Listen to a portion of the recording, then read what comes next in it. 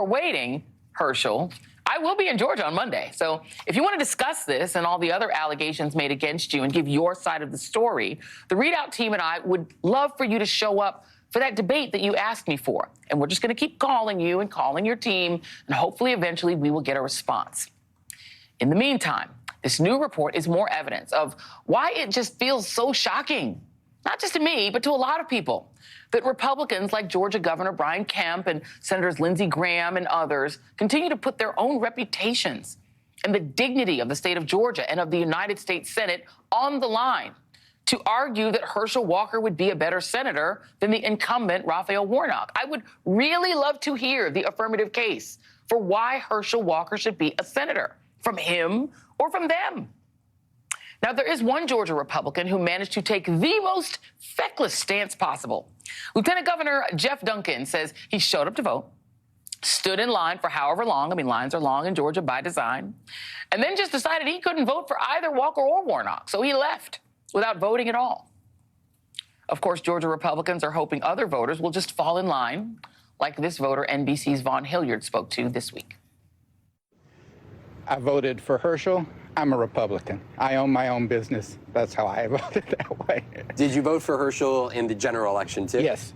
He's going to have to make up some ground in order to pull off. Oh, he's going to lose, in all probability. Mr. Warnock is a wonderful individual, and I fully expect that he will win. Joining me now is Stuart Stevens, Senior Advisor for the Lincoln Project, and Don Calloway, Democratic strategist and founder of the National Voter Protection Action Fund. Thank you all for being here. I'm going to go to you, Stuart, first, because you have the disadvantage of not being hanging out here with us at the studio, and we hope that you can come up and hang out with us in person soon. But I genuinely do want to know what the affirmative case for Herschel Walker is, and I haven't heard anyone make it. I've heard a lot of the case against him. There's an ad that's running right now that just talks about the violence, you know, beating up his former partners, the abortions he paid for when he says he's against abortion. Everyone understands the negative case, why he shouldn't be one. Have you heard any Republicans make a case for why he should be a senator? Well, you know, the case was that the Republicans needed a majority, and he was essential to that, which, you know, what happened on Election Day was that the whole argument got shot to hell because the Democrats went ahead and took the Senate. The only reason you would vote for Herschel Walker is out of some sort of loyalty to Republicans. And look, you have a lieutenant governor who's Republican, and he can't even vote for him in Georgia. It really goes to a larger issue in the Republican Party that haunted them in this last election. There is no agenda right now for the Republican Party.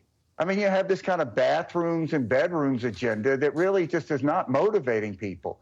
You're out there, you have DeSantis out there, you know, sort of kidnapping legal people here applying for asylum, think he's going to get votes for it. There is no coherent governing conservative philosophy now that is drawing people to the Republican Party. And, you know, Don, look, I'm hearing anecdotally, Black voters are turning out in just huge numbers. I mean, the numbers are just huge. And turnout in general has been really, I can anticipate how a lot of most Black voters are going to vote. Because I think it's a matter of pride at this point. It's a matter of not wanting to be humiliated by Herschel Walker for 6 years. That's right. Well, I think the toss-up for me is that question that we just, you know, heard Stuart talk about, is for Republican voters, for white voters, and the majority of white voters in America are Republicans.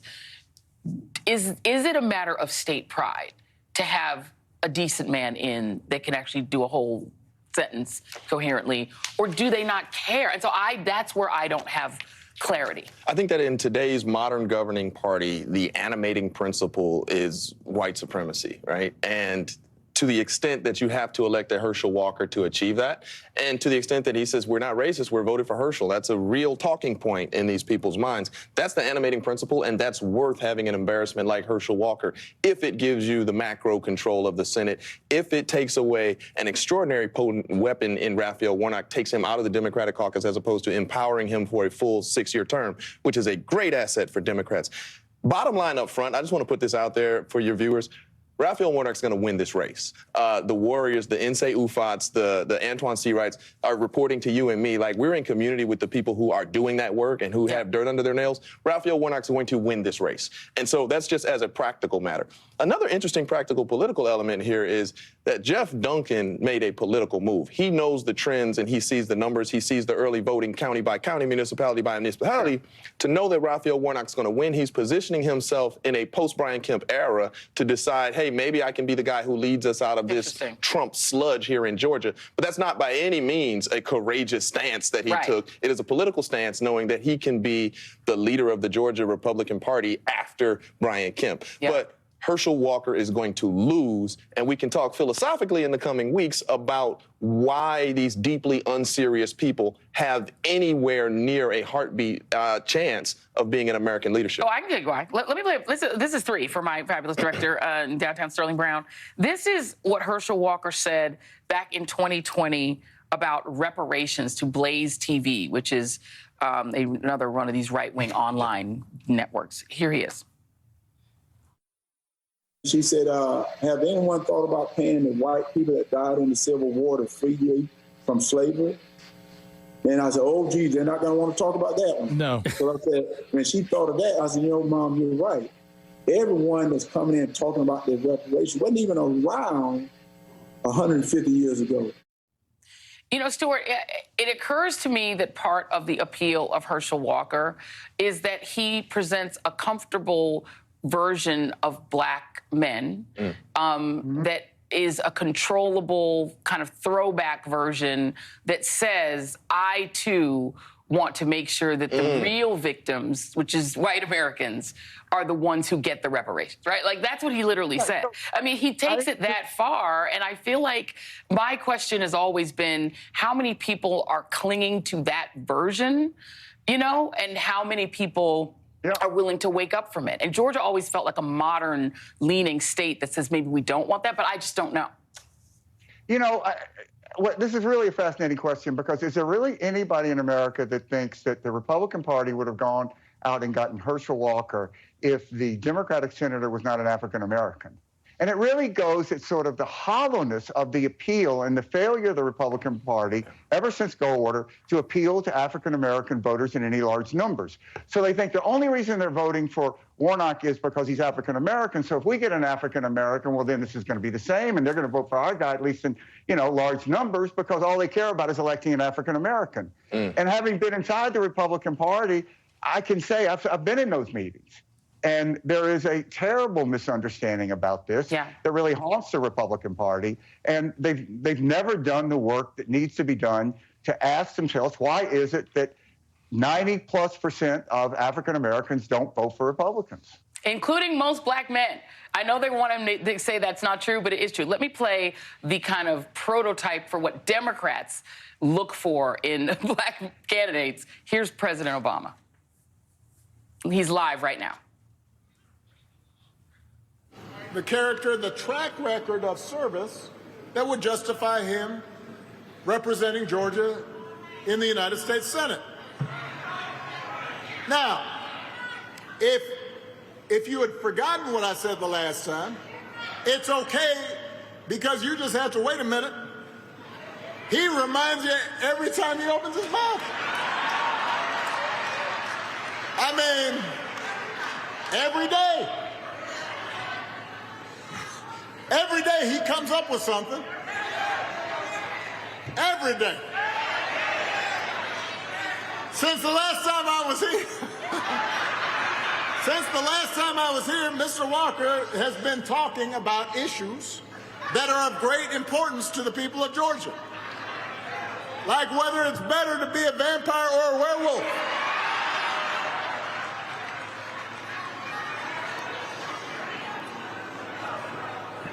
This is a debate that I must confess I once had myself.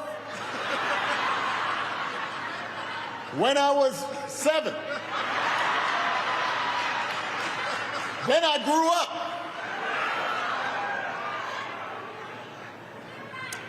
In case you're wondering, by the way, Mr. Walker decided he wanted to be a werewolf, which is great. As far as I'm concerned, he can be anything he wants to be, except for a United States Senator.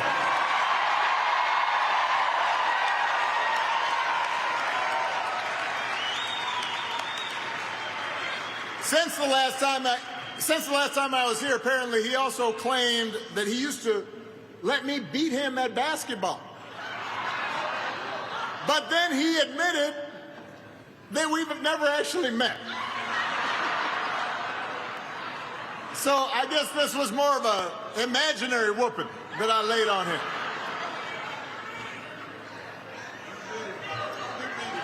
Now, listen, this would be funny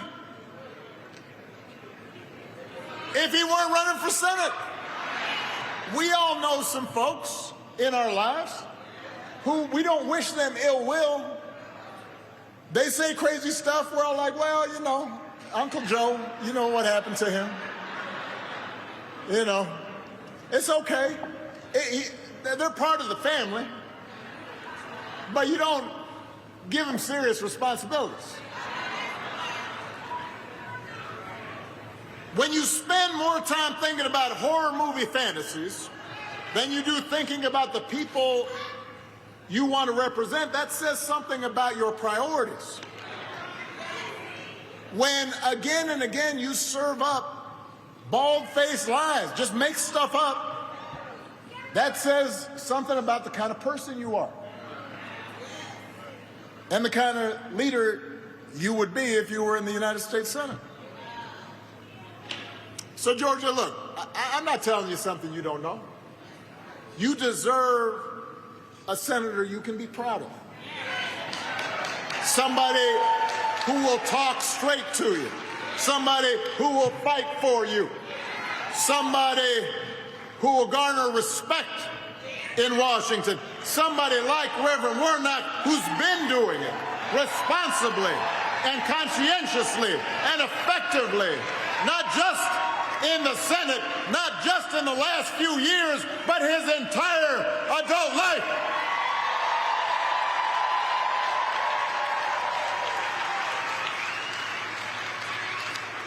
So that's why you need to get out and vote. That's why you can't let up.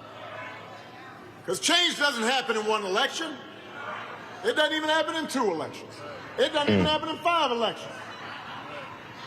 Change only happens if you keep organizing, keep voting, keep mobilizing, keep educating, keep speaking up, keep working hard to make change happen. Imagine looking back in history, right after the Emancipation Proclamation. Imagine if all the abolitionists and the civil rights activists had said, oh, everything's going to be okay now, let's go home.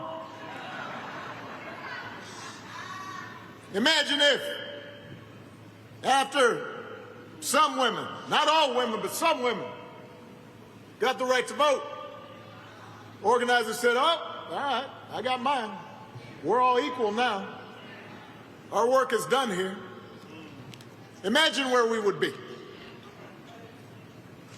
If we want real progress, if we want lasting progress, we can't be satisfied with one victory because victories are always incomplete. History doesn't just move in a straight line, it moves sideways. Sometimes it moves backwards when we're not vigilant, when we're not working. So we can't allow ourselves to get tired. We need sustained effort. And by the way, not just on Election Day, but every day in between. That is President Barack Obama. Don't throw anything at your TV because I'm coming back because we have to get to a commercial break in a second. But I do want to come back to you, Don Calloway. That is the black excellence that Democrats expect. And that's why black folks vote for Democrats. If Republicans want to answer the question, that's the answer, right? I mean, Gary Chambers in Louisiana, Chris Jones is a literal rocket scientist that ran in Arkansas, Charles Booker in Kentucky, Mandela Barnes, who was the lieutenant governor. It's what the expectations that are met among black folks, which is Stacey Abrams. You know, that's what people, that's why black folks vote for Democrats. You know, for a long time now, both parties have ceded some some wing of their nomination process to celebrity. And some of that has to do with fundraising, some of that has to do with telegeneity, if that's a word, and all the others. It is. But the difference is that on the Democratic side, even in a universe in where politics is now the realm of celebrity, on the Democratic side, we tend to nominate qualified and competent people.